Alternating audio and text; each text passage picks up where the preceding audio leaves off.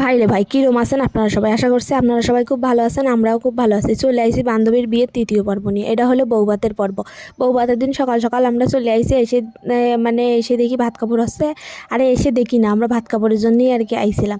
তারপরে এই যে প্রথমে ভাত, তারপরে কাপড় তুলে দিল দাদা ওর হাতে। তারপরে ও একখান দাদারে নমস্কার দিতে, সবাই কবে কষ্টে একটু নমস্কার দাও নমস্কার দাও। ও দাদারে নমস্কার দিতে যাবে, অমনি দাদা বলছে না না নমস্কার দিতে হবে না, তুমি আমাকে জড়িয়ে ধরো। তাই বলছে না, এত লোকের মধ্যে জড়ায় ধরবো না, রাত্রিবেলা ধরবা না। ঠিক আছে। তারপর আমরা আবার বাড়ি চলে এসেছি। বাড়ি থেকে আবার রেডি টেডি হয়ে চলে আইসি, ঝাঁকা নাকা হয়ে বিয়ে বাড়ি। আর এরম সাজ দিছি রে ভাই, সেই সাজা সাজিছি আমরা। সাজে সেই প্রথমে বান্ধবীরে দিয়ে দিলাম গিফটখানা। তো তোমরা আশা করছি আমার ভিডিও যারা দেখো তারা দেখেই ফেলাইছো কী গিফট দিয়েছি। এই যে ওদের সিঁদুরদানের একটা ছবি আমরা গিফট করেছিলাম ওদেরকে।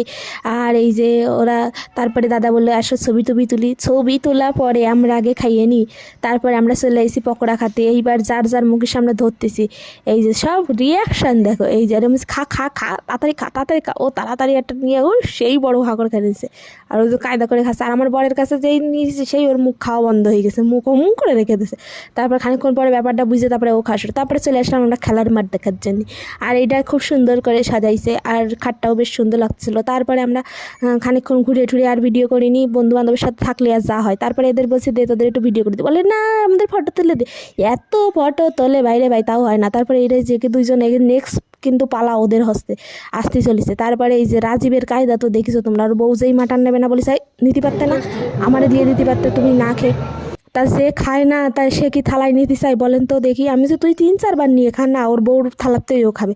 তারপরে এই যে ওর বউর সঙ্গে নাচবে না বলে ওর বরের সঙ্গে নাচা শুরু করে দিয়েছে। তারপরে বর ওর হাতে বউ দিয়ে চলে গেছে যে তুই নাচ, তোর বউরি নিয়ে আমি নাচবো না। তারপরে এই যে আমরা ওর ঝাঁকানো করে নাচা শুরু করে দিয়েছি। আর বরে এত তেল মাখানো হচ্ছে যে একটু নাচো। বর মোটে নাচবে না, লজ্জা আমার ঠেঙে ব্যথা হবে। আর বউ তো নাচছে ফাটাই দিয়েছে, বর তুমি না নাচো দিয়ে আমি একবারই করতেছি নাচ করতে জন্ম আছে। তারপরে যে বর রাজীব তো ধরেই নাচানো শুরু করে দিয়েছে, নাচো।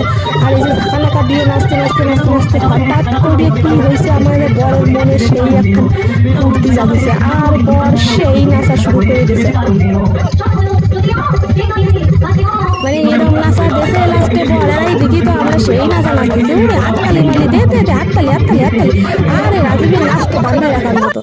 তারপরে এই যে রাজীবের মানে বউরে তো কান্দে করে নাচতে পারতেছে না, মনে একখান দুঃখ। তাই বরেই নতুন বরের কান্দে করে নিয়ে চলে আসছে যে তো নাচো আমার বউরে তো আমি কোলে নিতে পারতেছি না, তোমার আমি একটু কান্দে নিয়ে নাচিনি, আমার শখটা একটু পূর্ণ করি, দুধের সাথে আর কি গলে মিটাইছি।